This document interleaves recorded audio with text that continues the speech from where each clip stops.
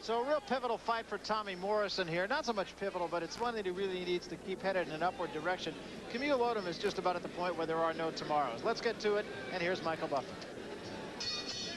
Ladies and gentlemen, Top Rank Incorporated, in association with the undisputed, undefeated king of beer, Budweiser, presents the featured bout of the evening. This bout is sanctioned by the Connecticut Office of Consumer Protection, Gloria Schaefer, Commissioner, and supervised by the Athletic Division, John Burns, Executive Director. The three judges scoring this bout on a 10-point must system: Robert Moravnik, Glenn Feldman, and Steve Epstein. Physicians at ringside, Dr. James O'Brien and Dr. Michael Schwartz. The timekeepers, Lee Meadow and Lou Dell.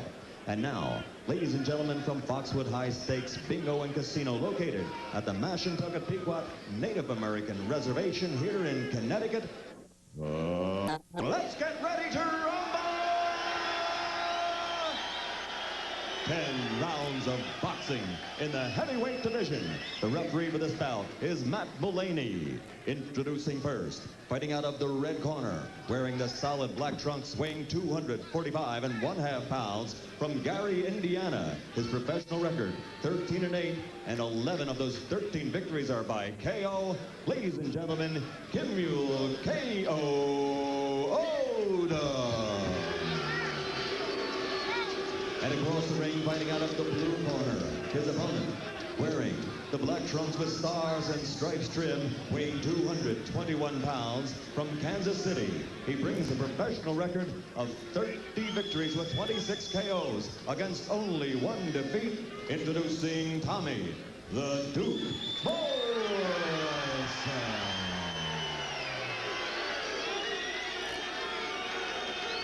Okay, gentlemen, you're boxing by the rules of the state of Connecticut. Chief second over here, chief second over here. 3 knockdown rule is in effect. You can only be saved by the bell in the last round. Keep your punches up, break on my commands. Good luck. Okay.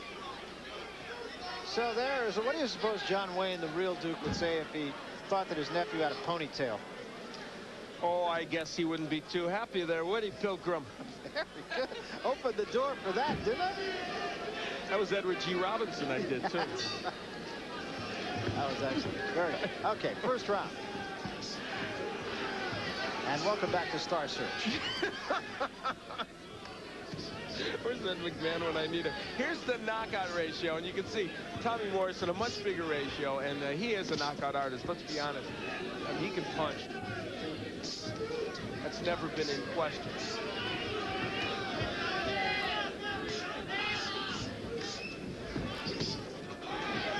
You can almost hear the power of Tommy Morrison's punch. He's a heavy-handed puncher. There's no question about it. Now, we saw Kimmuel Odum against Ray Mercer, a man, of course, that Morrison was intimately familiar with, a little too familiar with. And what Odum was able to do against him was stay out of the range of the right hand that Mercer had. Now, Morrison, most of his power emanates from the left hook. We'll see if that weapon is going to land against Odum. Morrison working the jab and then a good left hand to the body, and Odum covers up.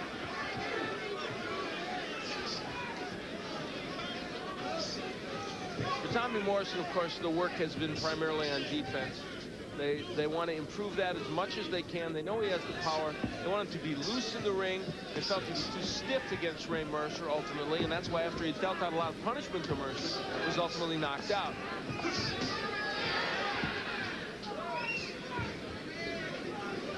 Morrison's keeping his hands pretty low right now. This can Odum take advantage? Well, he does. He lands a good right hand. Odum kept Morrison off of him that time. Morrison is just so much stronger, and I think that's the thing that Odum really has to be careful of. Odum has fought a who's who of the heavyweights in the last couple of years, but has lost. He lost to Tony Tucker, knocked out in 2. Lost to Carl Williams, a decision in 10. Lost to Bone Crusher Smith, knocked out in 3. Lost to Pierre Culture. Lost to Razor Ruddock. Lost to Ray Mercer. But before that, had only lost twice before in his career, once to Milton Bowen and once to Oliver McCall, while winning a series of fights. And Oliver McCall was in his very first fight as a professional. And we have seen Oliver McCall on occasion jump up and be a pretty good fighter. Yeah, so there was a point where Kimmuel Odum, when he fought Mercer, when we had him, there was still the thinking that Kimmuel Odum was a guy that could make some kind of waves in the heavyweight division. Then he became an opponent, fighting very good heavyweights, but losing. Good shot there, and that hurt Odum. if you were going to get Odum out, I think you're going to do it more with the left hook than the right hand. He has an ability to elude the right hand. That's what bedeviled Ray Mercer, even though he certainly won the fight against Odum. This is a heavier Odum than we saw against Mercer. That's what he said, 20 pounds heavier than his last fight. Incidentally, in his last fight, Tony Tucker broke Odum's nose. That was only a couple of months ago. We asked him if a nose will heal that quickly, and he said, oh yeah, no problem. Kimmuel Odum able to land off the ropes a little bit, but that's not as hard as this. Left hook by Morrison, an excellent one. Yeah, interesting, just in terms of numbers, things are very even in that first round, and yet I don't think you can argue but that Tommy Morrison won the round. Yeah, there are the even numbers. Morrison outlanded 10-5 Odum in power punches. And the big news flash is, I promise I won't do any more impressions tonight. That was really good. I was impressed. Thank you. Not exactly the hardest impression to do. I'll let Jolson go for another night, I think. Yeah. There's more. He's kind of anxious to land that left hook. Well, he hit Wimpy Halstead with a left hook that just one shot sent Halstead down. That was pretty much the end of the fight. And he said Halstead, he knew that Halstead would make a mistake sooner or later and be there to be hit. And so was Tommy Morrison. Big right hand by Morrison. Well, I keep talking about his left having power, but there is power in the right, too. Odum has thrown almost all his punches off his heels. You know what's bad, though, so far for Morrison? And I know he's not going to like this when he sees the tape. Odum is able to land more counter punches as he's coming in. Now, part of it may be Morrison's thinking, well, he's not hurting me. Because part of the reason to get more rounds and get this bout in is so you can improve your skills, which Morrison has really been working on. Huge left hook right there. And the other thing that Tommy Morrison has to think about is he's got some swelling and, in fact, has a little cut under his left eye on the cheek. And there's another big left hand that staggers Odum. But Odum's landing right hand. And again, this is something that they really didn't want to have happen. Yeah, what I was going to say, just to finish that thought, is I don't think that the cut or the swelling is any kind of a problem for Tommy Morrison tonight, but just the fact that he could be busted up has to be of some concern. Ray Mercer busted him up. Yeah, after he had hurt Mercer badly. Now, I cling to the contention, had it been any other heavyweight in front of him practically in the world, the punches Morrison landed would have knocked him out. Mercer just didn't go, but still, you may not knock other guys out with those shots. So there's some very loose ropes on the side of the ring that the fighters are at right now, too. I'd hate to be the judge on that side. Yeah, huge left hand. That buckled the knee is also a Odum. This isn't going to go far, I promise. Right hand. You know what Tommy Morrison has that gets overlooked sometimes? Quickness in his hands. He throws those punches fast. I'm not exactly sure. Boy, I want to tell you, that's the way you draw it up. I mean, that just caved Kimmuel Odum in. Well, next up on the docket, we might as well talk about it. He's going to fight Art Tucker, then he's going to fight Joe Hip. More representative and tougher guys than Kimmuel Odum. And we'll see if they will go down for the shots. But give Tommy Morrison credit. While defensively, maybe it's not as good as he'd like it, he's throwing those shots quickly and powerfully. He's strong. I mean, I don't think anybody's ever questioned Tommy Morrison's strength. I don't think Ray Mercer would question Tommy Morrison's strength. No. I think Tommy Morrison would question Ray Mercer's chin.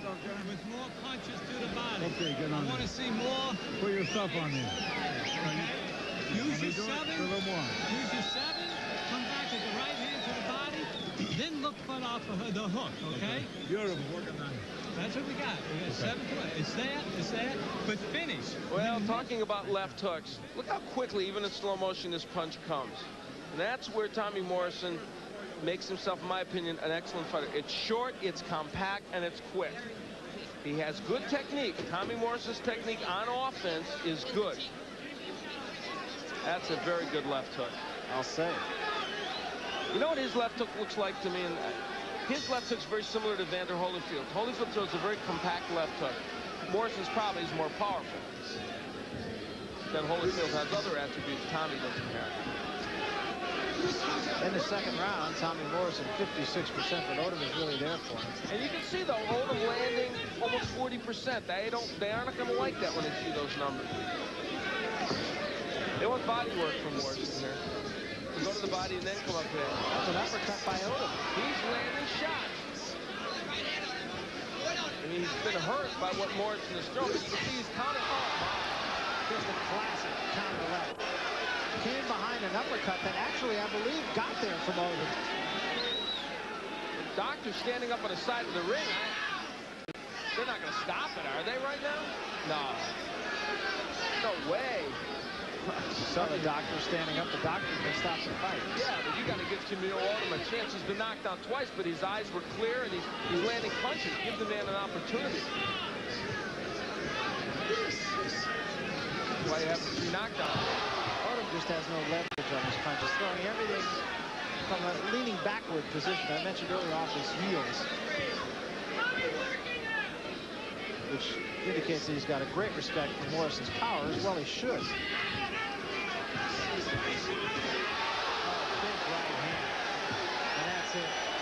This time it probably is well stopped. Now it is well stopped. I don't think anybody's going to question the power of Tommy Morrison.